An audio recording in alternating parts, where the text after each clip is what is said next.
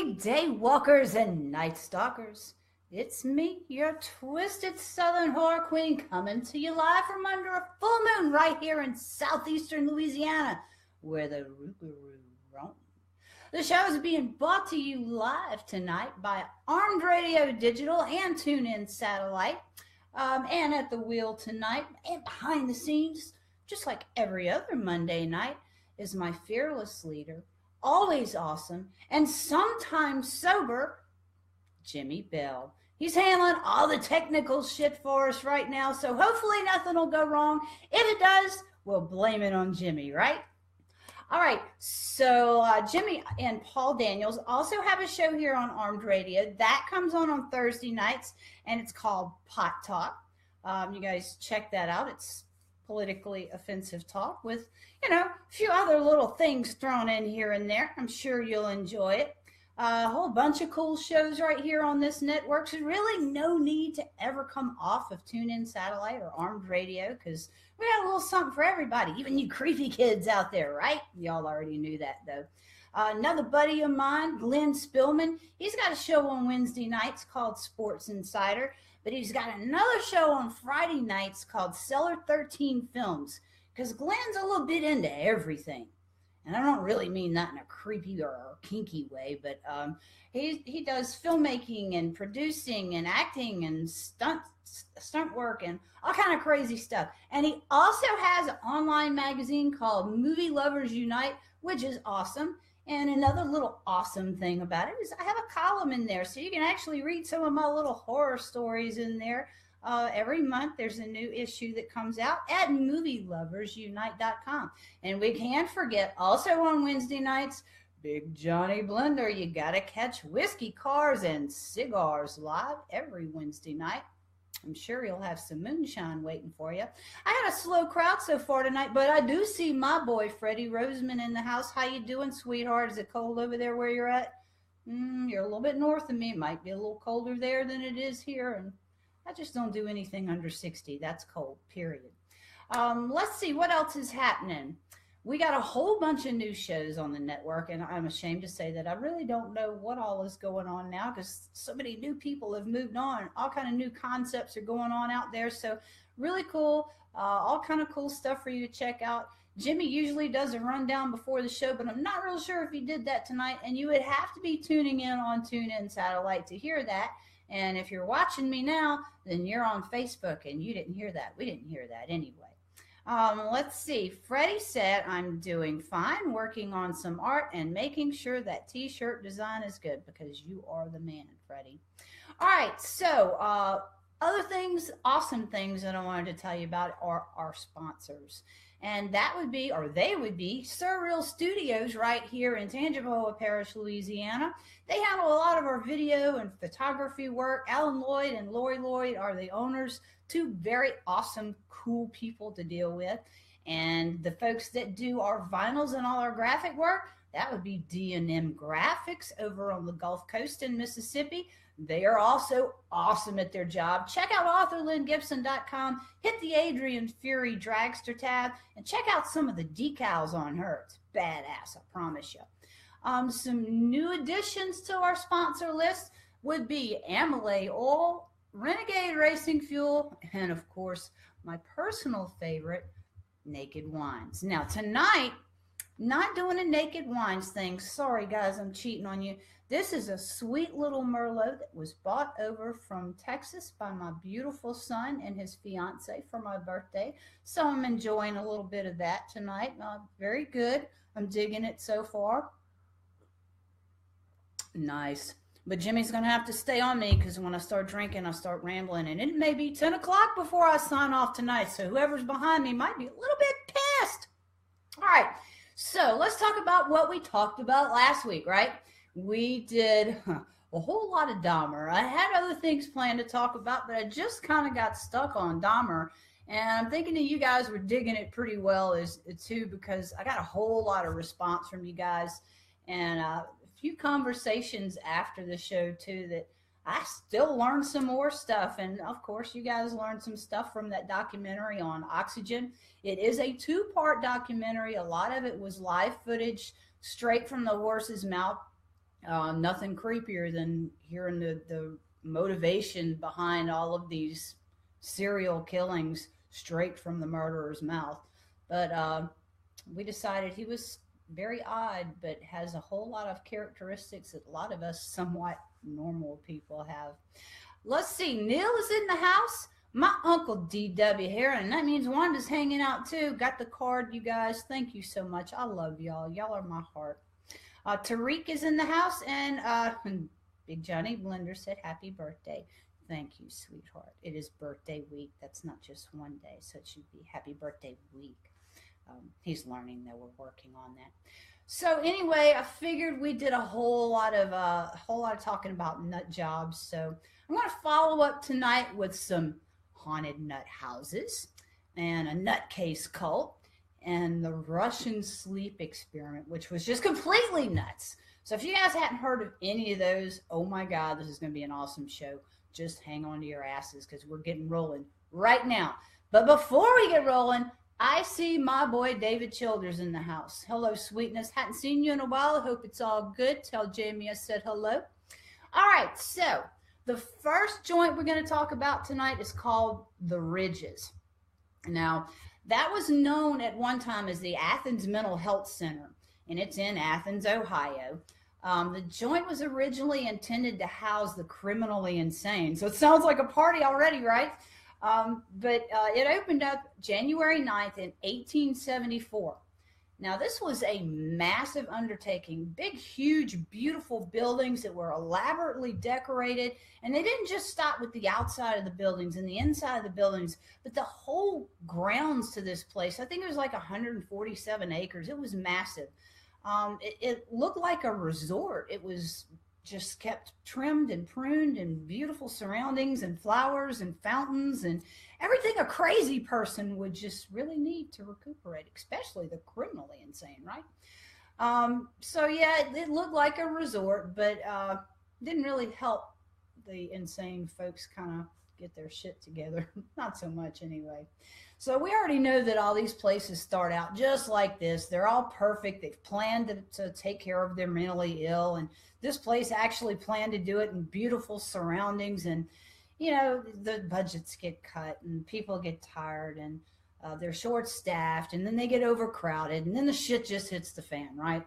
And it's the usual bullshit, y'all. First comes the overcrowding. Then, of course, like we said, the staffing problems. And then after that, comes the torture and the macabre experiments. Yeah, that's when that madness kicks in. But places like this were usually paid per patient by the federal government. So, of course, they start snatching up crazies from all over the place. They even started taking in old folks that were being turned in by their families and some hard-headed teenagers that weren't wanting to mind their parents. They would just get dropped off at the nut house to spend a few weeks there. And we'll see if that straightens your little ass out, right? You'd be glad to clean your room after that, won't you? Anyway, back in the day, I'm certain that my mother would have kicked me out at the front door without even stopping the car. Certain. Anyway, the Ridges was built to house like 200 patients. I think it was like 232, some odd number like that. And now at this point, there are almost 2,000 people in a building that only had 544 rooms. Patient treatment took a turn for the worse. And of course, you know, the typical treatments were used like electrical shock therapy and lobotomies. And there were some new ones in this one, though. It's called ice water baths and freezing. And they found a new way to kind of set people's heads or reset people's brains by throwing them on the ground and kicking them in the head. That should do it, right? So they thought that would just shock the illness out of the brain, which I don't think that really worked.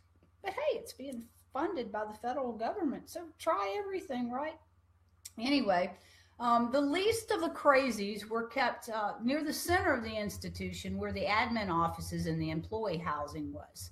Now, the violent patients were kept at the ends of the wings. It was kind of set up like a long corridor with the admin stuff in the middle and then these long halls on either side. And of course, at the end of each of these halls is where all the crazies were. The violent patients, They were kept as far away from the exits and other patients as they could be, but they were very rarely seen because they were kept so far away from everybody else. But when the doctors did see them, it's like they kicked it into overdrive to make up for lost time. These crazy bastards were the ones that had the pleasure of experiencing all of these shock treatments. And, they were basically just living guinea pigs, right? I see Diana in the house, and there is my boy Josephino. I was talking about you a few minutes ago. You're going to have to roll it back and listen because you never know what's going to come out of the twisted Southern Horror Queen's mouth. Carol Poche's in the house, and my boy Eddie Verrett is in the house. I was just telling everybody, beautiful Merlot bought by my beautiful son all the way from Hobbs, New Mexico. It's tasty. I love it. All right, so there's a whole bunch of crazy stuff that went on there. Most of the people that went through all these experiments, they didn't survive them. So with all that being said, it's important for you guys to know that there are 1,700 unmarked documented graves that are on these grounds. Now, that doesn't mean that's all that there are, because there could be just tons more. This place opened in the 1800s, and they were servicing 2,000 crazies at once. There's got to be a ton more graves there that nobody ever wrote down. I'm certain record keeping wasn't quite as efficient as it is these days back then. So anyway, with all that being said, there's all kind of madness going on in those wings today. You can see full-bodied apparitions walking up and down the halls. You can hear people moaning. At night, you can see doctors in their lab coats going from room to room. And it doesn't just stop on the inside of the building. Like I said, you have these massive grounds with all these unmarked graves, so you never really know if you're stepping on Fred or whoever you're stepping on. But they let you know occasionally, because they'll get up from out of the ground and walk around, and sometimes you actually get a chance to hear them. I don't know exactly what they're saying, but they're there, and they don't mind letting you know that they're there. But there's this one ghost in particular. I guess she's the most famous of them all there at Athens. Her name was Margaret Schilling. Now, she happened to stay there at a point where the facility was really, really overcrowded. She was one of the least crazy of the crazies, and actually the nurses enjoyed having her around. She was a very sweet-spirited girl, woman. She was probably in her 40s or so, but had the mentality of a young child. Well, the story goes that she was playing hide and go seek with some of the nurses, and they got distracted and forgot to go and seek Margaret out. So bad things happen. And on January 12th, 1979, 42 days later, they found her lifeless body on the abandoned top floor of Ward 20. Now, that ward in particular had been vacated for years. It was last used to house the very sick and infectious patients. So probably TB patients were being serviced there at that time before there was a cure. God only knows what other kind of incurable diseases they were treating there in that ward. And that's where they found her. And when I say they, somebody was in for a treat. It was actually the maintenance men that found her naked body laying on the floor. Now, here's the crazy thing. All of her clothes were folded neatly beside her, and her bodily fluids had seeped out of her. She basically had to be peeled off of the floor. Now, the official cause of death was supposedly heart failure, but the reason behind that is still a mystery. Nobody really knows why. Today, the floor is still stained in the shape of a human female figure where she was found. And folks that have done investigations there have said that they've seen her walking around the room with this look of dismay on her face, trying to figure out what the hell happened, why she's there. And of course, there's her outline on the floor, and I'm sure she knows it's her. But she's not only seen right there where she died, she's seen sometimes in, or actually only on the outside of the building, looking into the room that used to be her, I'm hesitant to say the word cell, but that's probably fairly accurate. People have also said that they've heard disembodied female voices there. They've seen all kind of crazy lights and shadow people, and they've also heard the sounds of squeaking gurneys going up and down the halls. All right, so there's one crazy house behind us. Let's see who else has joined us. We got William Haler in the house, Andy Yulshak. What's up, Twink, my boy? And there's William saying hello. Well, hello, William. Good to see you. So the next nut house we got coming up is the Danvers Lunatic Asylum. And it's probably one of the most notoriously haunted and intriguing places on the entire freaking planet. It's another massive structure that sits on the top of Hawthorne Hill. This may start ringing a bell because there's a couple movies that were based off of this institution. Not filmed there, but based off of it. This joint is so daunting that it earned the name the Witch's Castle on the Hill. Now, Danvers was built in 1878, and it was considered another architectural masterpiece. Here's where it gets real, though. This joint is sitting right smack dab in the middle of what used to be Salem Village, you know, where the actual witch trials began in 1692. Yeah, a lot of folks assume that the witch trials kicked off in Salem, but that's not historically correct because the first actual trial went down at a church on Center Street in Salem Village. Now, these trials, once all the public started gathering in and started getting kind of wild and kind of hectic, they were moved to a larger building in Salem, which was a heavier populated town, and they had services and amenities there. In other words, they had law enforcement to kind of help keep things in line. And another kicker with this whole thing, it was all done in a church. So these people were swarming in this church. But the most of the fanatic of those witch trial judges was Jonathan Hawthorne. And he lived in a house that his father built in 1646, right there where that asylum sits today. There's even a rumor that John Proctor and 4 other accused witches were hung there in 1692. So that's a crazy little backstory. And that's a hell of a place to build an insane asylum, right? So Danvers was like the epitome of advancing healthcare and treatment back in the day, but just like all the rest of them, you got it. Here comes the overcrowding and the understaffing and the budget cuts, and then the real madness starts. Yeah, we've all heard this before, right? We know the rundown. So the joint was being referred to as a hellhole at that point, and it was also being said that it was comparable to a German death camp. So between 1940 and 1950, Danvers housed over 2,600 crazies in a building that was designed for 600. That's way too many crazy people for me. For me, that says a whole lot, right? Well, due to the overcrowding, it relied on these drastic medical treatments. So you know where I'm going with this, right? You had the shock treatment, the hydrotherapy, the insulin shock therapy, psychosurgery, and lobotomies, you name it, it was all going on right there. So the patients started looking haggard and grim, and a lot of the time they were locked up in solitary confinement in a space no bigger than a small bathroom. They were dressed in rags if they weren't naked, and a whole lot of them had just resorted to laying on the filthy cement floors. It was so bad there that sometimes patients would die and nobody realized that they were even missing for days or weeks on end. And eventually somebody would run across a corpse sitting in a corner somewhere.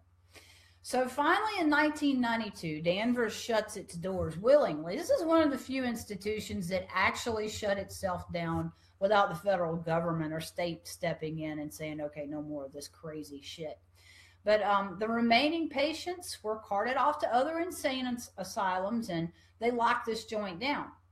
Well, several years go by while these buildings sat abandoned, and in 2005, the property was bought, and parts of this hospital were demolished.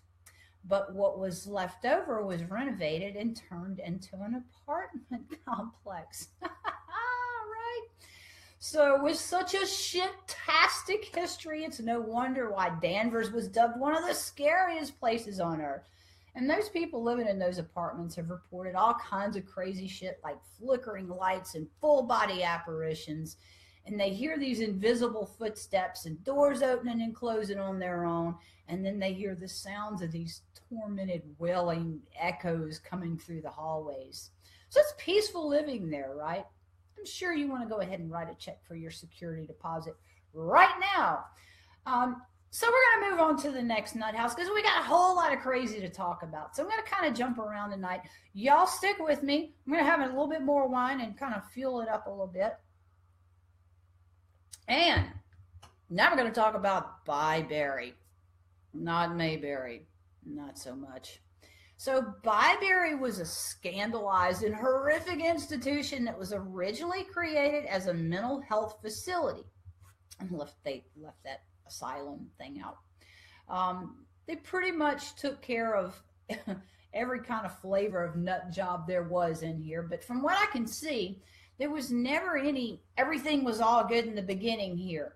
This place immediately started buzzing with rumors of incidents and allegations, and more piled on every single year that this joint stayed open.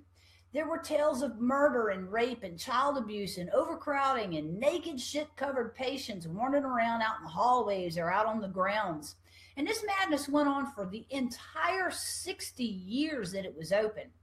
And besides that, there was an affiliated corporation that had funded experiments on patients because they knew that they would never have to answer for it. What no FDA things going on back in the day, y'all. So one of the last and more horrific rumors that actually came from out of Byberry was about this young girl that was admitted in 1987.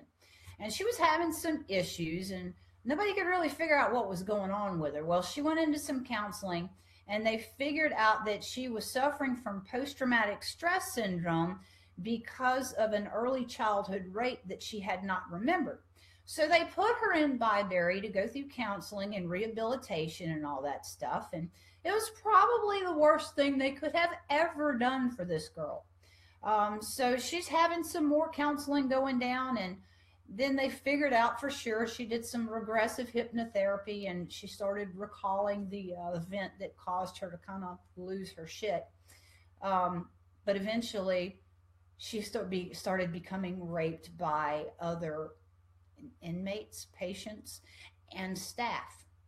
Well, she was raped one last time by this one inmate, then murdered her and hid her body in an overgrown section on the grounds.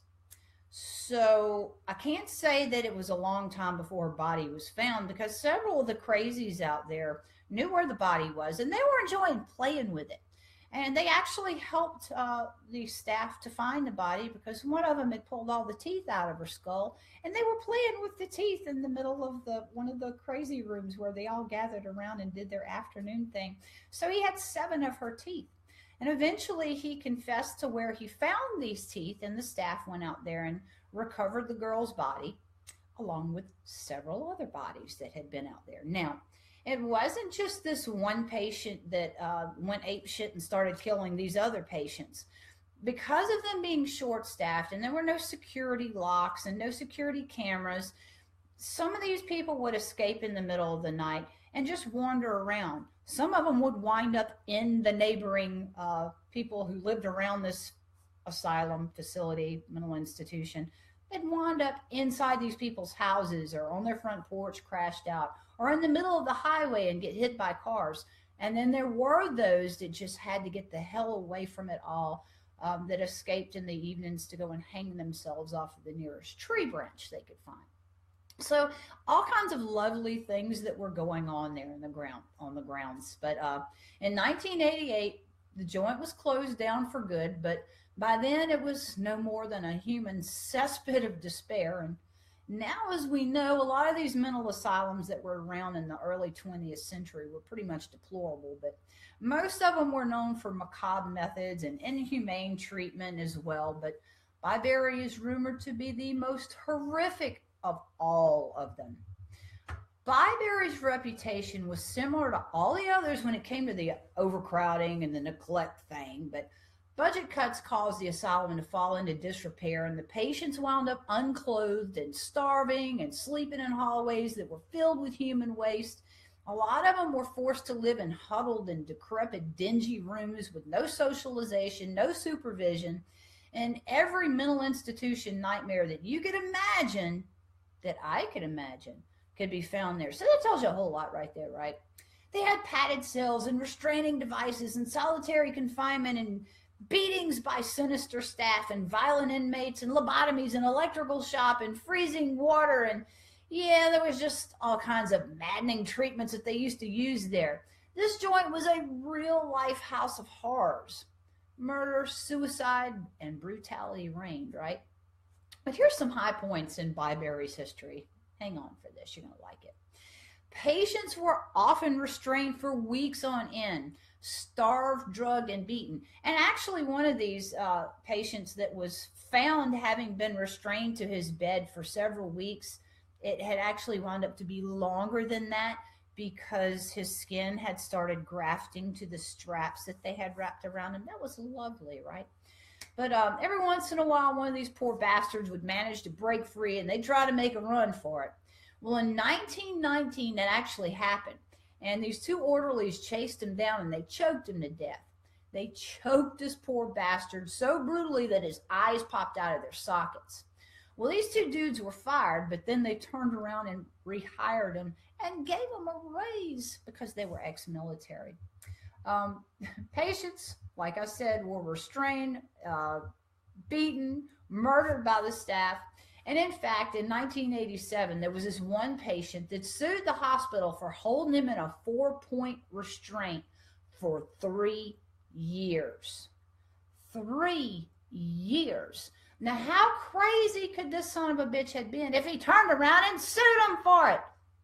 Wasn't all that thrown off now, was he?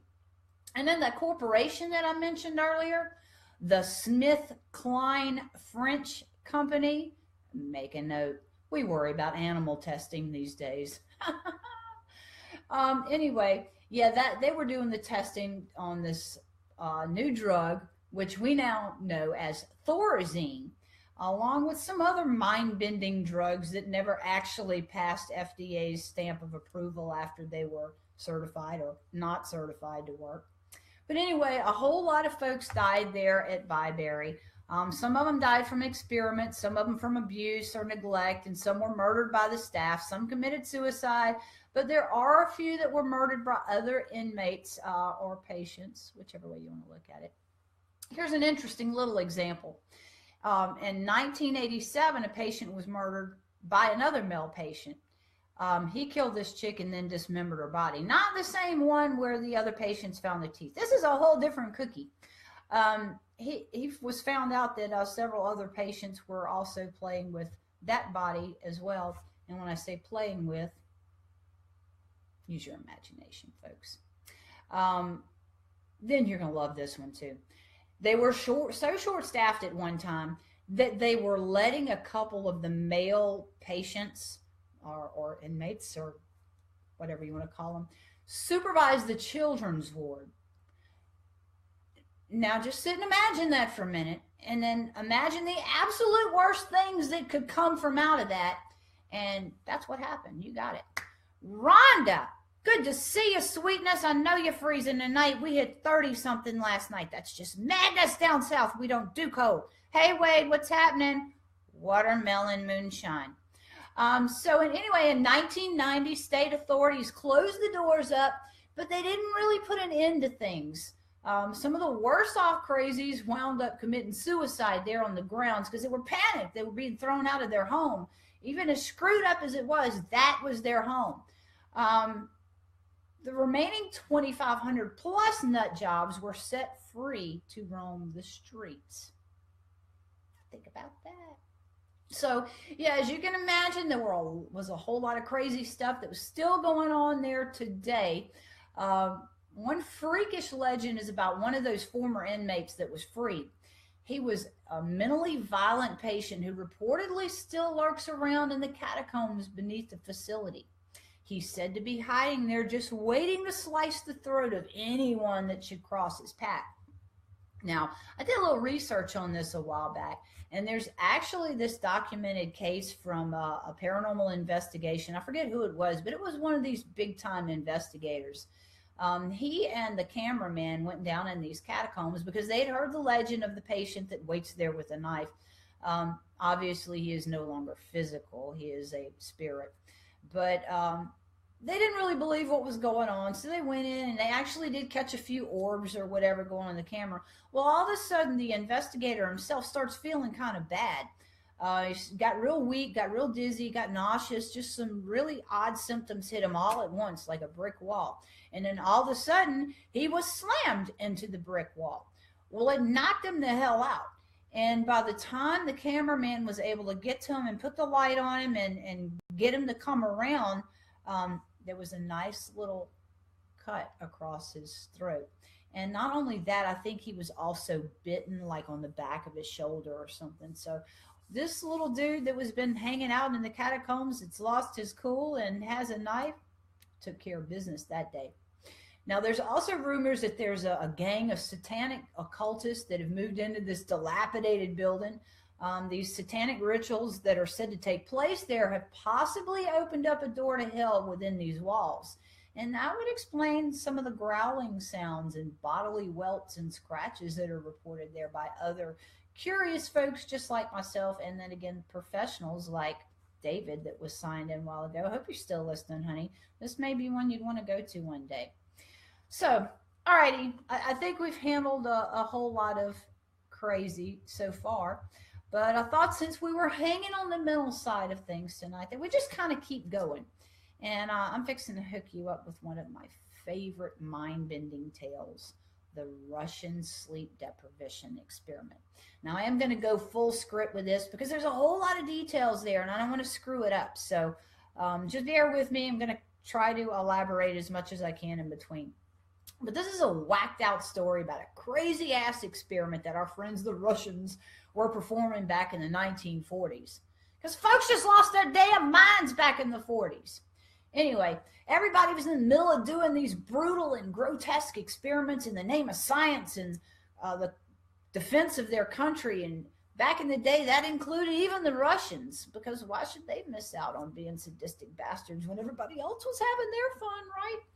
So towards the end of the 1940s, these Soviet researchers sealed 5 prison inmates into this airtight chamber, and they dosed them with one of their experimental stimulant gases so they could test to see the effects of prolonged sleep deprivation. So this room has this two-way mirror in it, and on the other side were these observers, a microphone and a camera. So it's safe to say that the test subjects were monitored very closely, every single move they made. So every movement, every tweak in their behavior, even their conversations were under constant surveillance. And that's enough to make you go ape shit right there. But what landed these prisoners into this posh position, they were blackmailed, basically. They were promised their freedom if they could stay awake for 30 days with no sleep at all. So the first few days of the experiments goes by, and there's no major issues or no major events. But by the 5th day, the inmates start showing signs of stress. Their unknowingly broadcasted conversations were centering around becoming a little hostile about their situation. So after a day or so, they stopped speaking freely among themselves. Instead, they had started whispering back and forth between each other. So this is like the first stages of paranoia setting in. I'm thinking that stage 2 was when they started whispering to the microphones instead of interacting with their fellow cellmates. They were just all whispering the same kind of things. They were like spilling this compromising information about their fellow inmates. And it was almost like they were trying to win the favor of these researchers that they really weren't supposed to know were back behind this glass plate staring at them 24/7. But on the 9th day, the screaming started. First one subject, then the other one was observed running around this chamber, and they were screaming at the top of their lungs for hours on end. Those that weren't belligerently screaming their lungs out had started ripping apart the books that they had been provided to read. Then it got really interesting. They start smearing their shit all over this mirrored window, and they start smacking the pages from the books on top of it. So they were blocking out the observers from watching them. Then, just as suddenly as all the screaming started, it stopped. The subjects ceased communicating altogether. 3 long days passed without a sound coming from inside this chamber. Well, the observers can't see anything. They can't see shit, obviously. They could see shit. But they're fearing the worst has happened, so they start trying to rouse them through the intercom. When there was no response, they made this one last announcement that said, "We're going to open the chamber to test the microphones." And they said, "Step away from the door, lie flat on the floor, or you're going to be shot. Compliance will earn one of you your immediate freedom." So this lone voice from inside the cell answers out, "We don't want to be free." Fearing what may happen if they open this cell door, the scientists decided to leave them in there for just a little while longer to see if they simmer down any. So 2 more days passed without any kind of contact, and now the scientists are debating on what they're going to do next. So finally they decided to terminate this experiment. And at midnight on the 15th day, the stimulant gas was flushed from the chamber and replaced with fresh air in preparation for the subject's release. Well, far from being pleased at the prospect of leaving the chamber, the subjects start screaming as if they're terrified for their lives. They begged to have this gas turned back on. And instead, the researchers unsealed the door to the chamber and sent armed soldiers inside to go get them. Well, nothing could have prepared those soldiers for the gruesome nightmare that they witnessed upon entering. One of the subjects was found dead, lying face down in 6 inches of bloody water. Chunks of his flesh had been torn off and stuffed into the floor drain. All of the test subjects were found to have been severely mutilated, in fact. What's worse is that the wounds appeared to be self-inflicted. They'd ripped open their own abdomens and disemboweled themselves with their bare hands. Some of them had even eaten their own flesh. Now, the 4 who were still alive seemed terrified of falling asleep, and they refused to leave this chamber. They were still begging these researchers to turn the gas back on. So when the soldiers attempted to remove these inmates by force, they fought back so ferociously that even the soldiers hadn't been prepared enough to protect themselves properly. These test subjects were so violently crazed that even in their mutilated conditions, they fought back. And one of them had a ruptured spleen. He had lost so much blood that there was literally nothing left in his body for his heart to pump. But he still continued flailing around for a full 3 minutes until his lifeless body collapsed.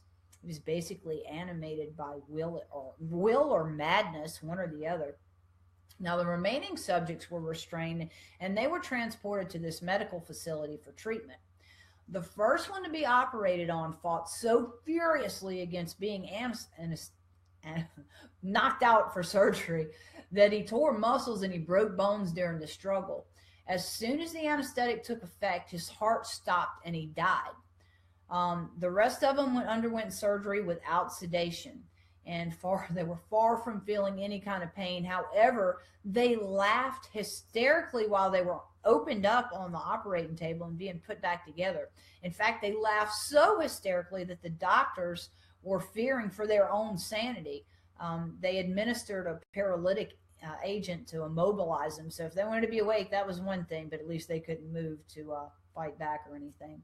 So after surgery, these survivors were asked why they mutilated themselves and why they were so desperate to go back underneath the influence of the stimulant gas. And every one of them gave the same answer. They said, "I must remain awake." The researchers considered euthanizing them to obliterate every trace of this failed experiment, but they were overruled by their commanding officer, who ordered that the experiment be resumed immediately, with 3 of the researchers joining the inmates in the sealed chamber. Horrified at the prospect, the chief researcher pulled out a pistol and shot the commanding officer point blank. He then turned and shot one of the 2 surviving subjects. Pointing his gun at the last one left alive, he asked, "What are you? I must know." This test subject responds with, "Have you forgotten so easily?" he said, smiling. "We are you. We are the madness that lurks within you all, begging to be free at every moment in your deepest animal mind. We are what you hide from in your beds every night. We are what you sedate into silence and paralysis when you go to nocturnal haven where we cannot tread. The researcher fired one last bullet into the patient's heart. The EEG monitor flatlined as the subject murmured these last words: so nearly free. That is creepy as hell, right? But I could see that happening. Um, I want to take a short break, real quick, just to tell everybody I hope you guys had a wonderful Thanksgiving. I had a fantastic Thanksgiving because I got to be with my family, and that's always awesome. And it doesn't always happen, certainly doesn't happen often enough, but that was cool. Ready to do it again real soon. We can't wait a year to do that again. So anyway, we went from Thanksgiving or from crazy to Thanksgiving. But I'm not real sure I can top the Russian sleep experiment tonight. But since we're doing crazy insane, I do have one more little bizarre tale I wanted to tell you about. So on October 5th, 1994, Doomsday came early for over 50 members of this cult that called itself the Order of the Solar Temple. So this organization was a result of two cults merging. Joseph de Mombro's cult was based off of the beliefs and the doctrines from the Templar Knights, with a touch of Aleister Crowley. And his newfound partner, Luke Jarrett, founded his cult on some wild-ass modern-age ramblings. No sense or sarcasm there. So now, they're both crazy as hell, and de Mombro was basically the brains, just like Dahmer, I guess. He was crazy, insane, but brilliant. So this dude had his disciples believing that his two kids were demigods, and his son was conceived by having sex with a god, and his daughter, he claimed, was the result of an immaculate conception like Jesus. He was in charge of the rites and ceremonies and stuff like that. Jarrett was just as thrown off as de Mombro, though. He had folks believing that he was the third incarnation of Christ. Now, old boy was out there, but he wasn't stupid. This dude was a doctor, Jarrett was, and he was basically the face of the cult because he was good looking, he was charismatic, and he handled interviews very well, and he flew all over the world giving lectures and gathering up new members for their new cult. So you see, this wasn't just some group of hippies that was living out in the field in huts and stuff. This was a really large operation with several branches on 3 different continents. And there was a whole lot of upper crusty kind of folks right there in the middle of them. So with all that being said, now I'm going to fill you in on their thing. These folks were apocalyptic, doomsday preppers, and they'd been prepping for the end of the world for a very long time. But they believed that it would be spurred on by environmental deterioration and that it would trigger volcanoes to erupt and to burn the entire planet to a crisp, and everybody but them, because the world was supposedly being cleansed for them to take over and repopulate. It doesn't make a whole lot of sense. I guess they were supposed to be able to walk on the lava, but I don't get it. Anyway, they believed that when they died, they would ascend to some unnamed planet that circles Sirius. I shit you not. But these folks, they're getting really tired of waiting for this doomsday thing to go down, and right smack in the middle of all the grumbling, something happened. There was this young couple that had broken a serious rule, and apparently the husband ran across some projectors that had been installed in one of these other followers' cabins. Now, de Mombro had them put there to create some kind of miraculous occurrences. So the dude that found him went out and he started running his mouth. Well, before his story could get spread all throughout the clan, de Mombro convinces his disciples that this couple's 3-month-old infant was the Antichrist. So they murdered the infant with a wooden stake, and then they turned around and killed both the parents. At this point, Jarrett and de Mombro decided to start speeding up this whole doomsday process, because in the meanwhile, they're taking all these people's money, especially the upper crusty ones, and they're living a very lavish lifestyle. So shit's fixing to hit the fan, and they know it. They see it coming. So they all of a sudden start teaching their followers that life on Earth was only an illusion, and that they would never be able to ascend until they shed their earthly bodies. So in order to get that ball rolling, DeMombro and Jarrett and 12 of their closest apostles reenacted the biblical Last Supper in Switzerland to start preparing for their Armageddon. So 5 days later, there's dead cult members in 3 locations. 2 locations were in separate Swiss villages, and one was at a temple in Quebec, Canada. 15 cult bigwigs had poisoned themselves. 30 died from being shot and or suffocated, and 8 more had succumbed to a variety of other injuries. Now, time devices were going off in all 3 locations after everybody bit it. And it was starting fires, which, of course, brought the emergency workers to the scene to start putting these fires out. And then, of course, what they discovered was sheer carnage. These authorities pulled out more than 50 bodies, and most of them were wearing these ceremonial robes with plastic bags tied over their heads. Several prominent members of the European Society were among the dead, and alongside them were DeMombro and Jarrett. But that didn't end it, because in December of 1995, 16 more cult members died in France, because maybe DeMombro and Jarrett just had their dates mixed up a little bit, right? So their bodies were found laid out in a star formation with all their feet touching. Now, the investigators determined that 14 of these victims had been shot by 2 other members who then offed each other. So then 5 more Canadian members committed suicide in March of 1997 because, like, third time's a charm, right?